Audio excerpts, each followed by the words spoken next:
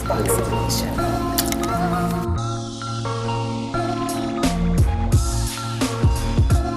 Okay.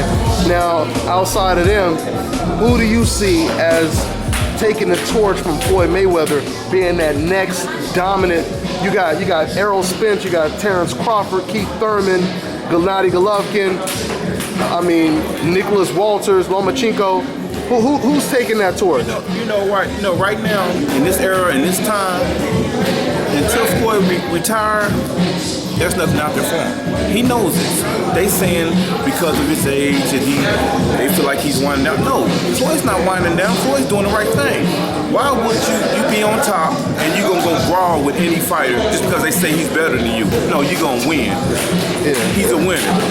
It's a game of chess. He know how to play chess real good. Yeah. It's a game of chess.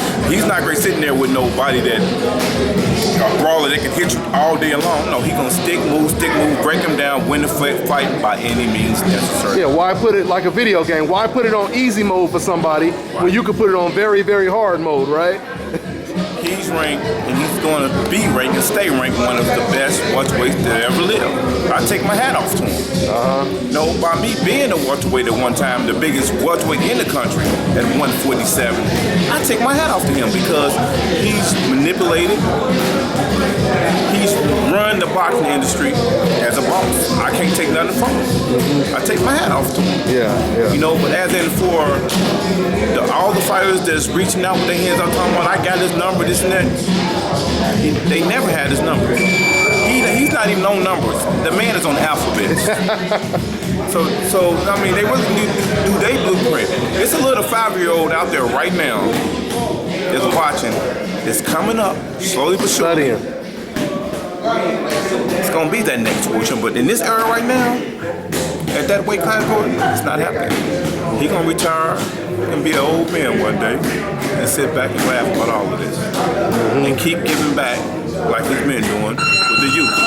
What all champions truly need to do. A lot of people dislike him because he's for sure about himself. When you got a strong Afro-American, a black man, strong about himself, that believe in himself, they're considered as a threat.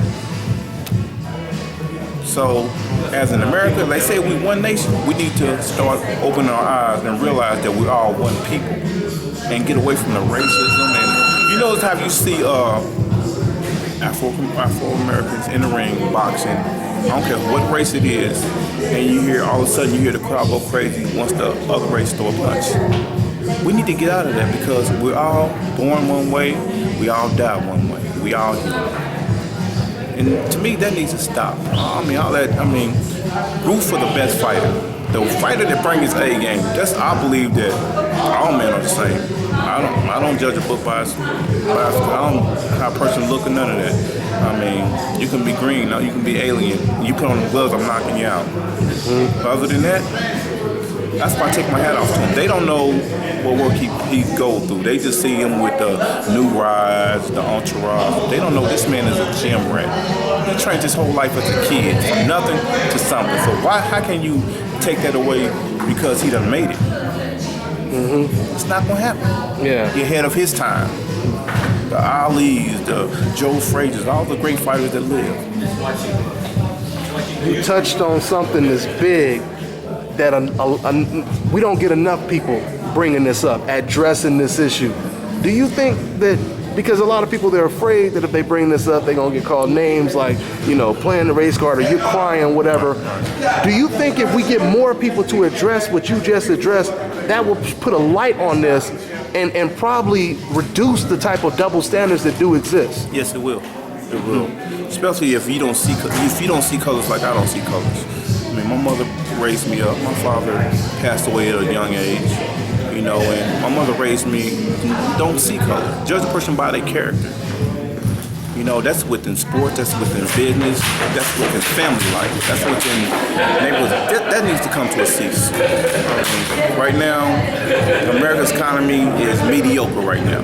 The dollar value done went down rapidly around the world. American dollar basically almost don't mean anything out there. So as a people, as a country, we come together and get past all that. You know, not just in one sport, but in all sports, as in all business. And what I thought was really ironic, Jerome, is Floyd Mayweather conducted himself in a way that a lot of fans claimed they wanted him to act. You know, he was respectful leading all the way up to the Mayweather-Pacquiao fight. After the fight, he embraced, he respected Manny Pacquiao. Manny on the other side, he was acting different. He was out of character. What you have is a more mature Mayweather now. He's still humble and he's still hungry.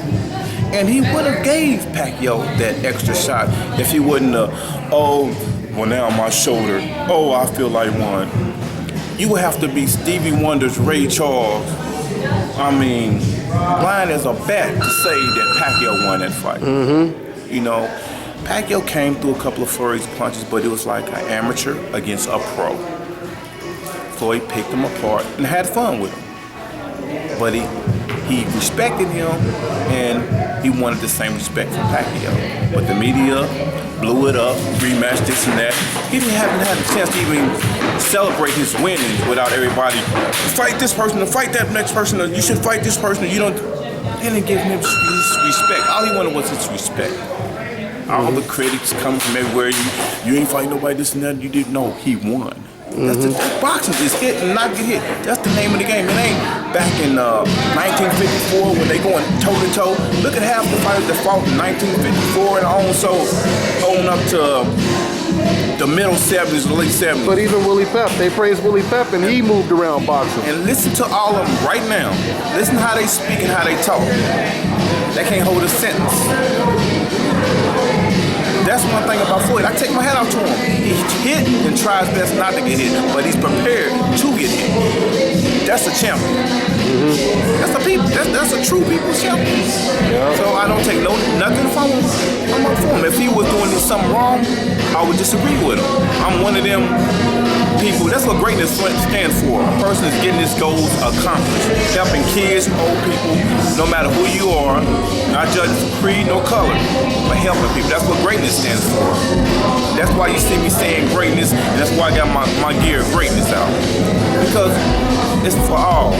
We all on earth at one time. If it's gonna take something from somewhere else to come and wake us all up, we better wake up now and get together, because tomorrow ain't promised to no one.